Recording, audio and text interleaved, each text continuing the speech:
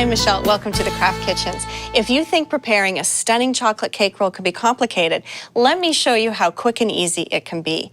So let's start with the chocolate cake portion. We're going to take 3 squares of Baker's semi-sweet chocolate. I'm going to put it into a microwavable bowl, and then I'm going to add on top 6 tablespoons of butter.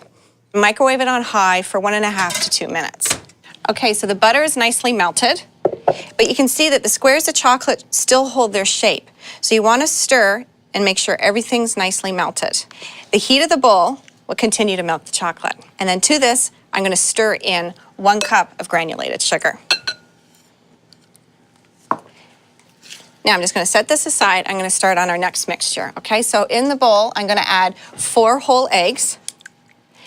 And I'm going to beat this on high for about 3 minutes until the eggs are nice and thick and have a beautiful pale yellow color.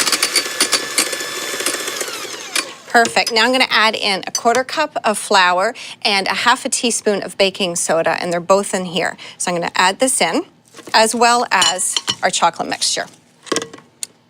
And then I'm going to beat it again until it's nicely incorporated.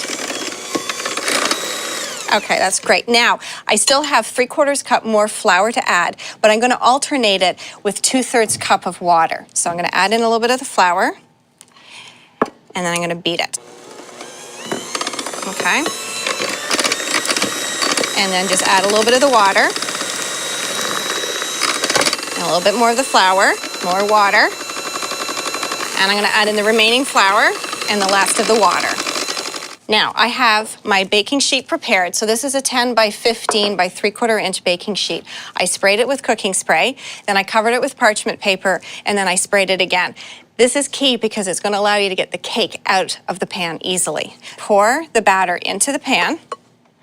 Just quickly spread it all over. Lovely. And I'm going to bake this in an oven that I've preset at 350 degrees, and I'm going to bake it for 15 minutes or until when I lightly press down on the cake, it springs back. Okay, so the cake is beautifully baked. Now, we're going to top it with 1/4 cup icing sugar. So just using a sieve, really easy, sprinkle it all across the top of the cake. So what this does is when we start rolling it up, it'll prevent the cake from sticking to the tea towel. Nicely done. Then I'm going to take a tea towel, place it over top, and then I like to put a rack on top.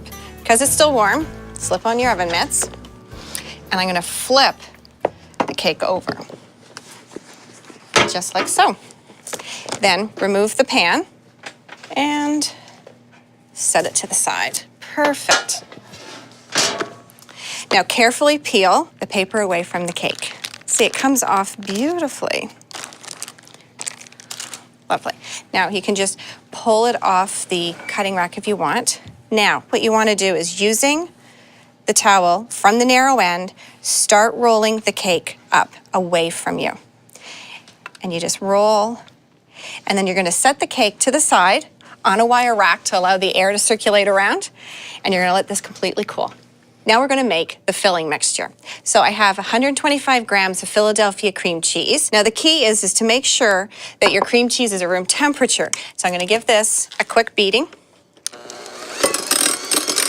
And to this I'm going to add 1/2 cup of icing sugar.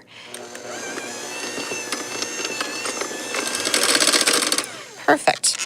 Now I'm going to fold in 1.5 cups of Cool Whip topping. And I'm going to gently fold this in. The Cool Whip will make this filling really nice and fluffy and creamy. Now for the fun part, we're going to unroll the cake, and then we can spread on the filling. So just pull gently away. Now, if something should go awry and there is a crack, don't panic, because there's some tricks that I'm going to show you. Unroll the cake. Nice. So what we can do is cover up these particular cracks with the cream cheese filling. Using an offset spatula, I'm going to pull this across the cake. And you want to go from all the sides and around. Now the furthest edge, I like to leave a little bit of a lip because you don't want the filling to come out. Perfect. Now, start with the towel and continue to roll and roll away from you. And you can continue to use this as you roll. Just makes it a bit easier. See? Oh, lovely. Great, now you want to place it seam side down onto the platter so that way it holds itself in place. Pick it up and just set it onto the plate. See, there's a little bit of crack, but it's okay. There you go. Onto our ganache. To start, use 3 squares of Baker's semi-sweet chocolate and 1½ cups of Cool Whip.